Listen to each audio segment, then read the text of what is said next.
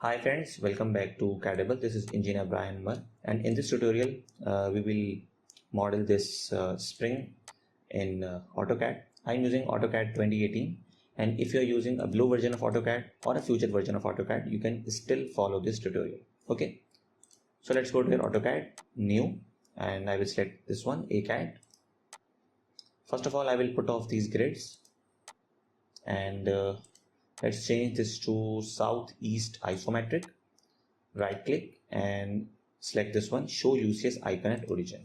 Okay, so let's go to your draw, and then I will use this one, Helix, and let's say here I will write 10, and the top diameter would be also 10, and let's say number of turns would be 7, and the height of this spring would be, let's say, 30.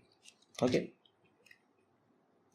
now I will make a circle having radius 2 units. Okay, now I'll go to here solid, and here I will use sweep command. So basically it is the profile, this one, and it is the path. So let's select sweep, and first of all I will select this circle, press enter key, and then I will select this one, and now I will change this from wireframe to, let's say, shades of gray, or maybe let's say shaded, and let's change this color. So let's select this one, and let's say I will change this color to this one and select OK. Let's change this color to, let's say, some sober color, maybe this one, or let's say this one.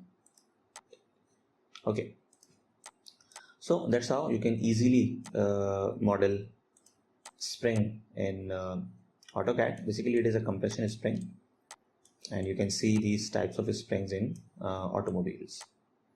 So that's it for today's tutorial. I hope you like this short tutorial, and still if you have any question, any query, you can ask in comment section. Thanks for watching, and please subscribe to our channel for more informative and interesting projects.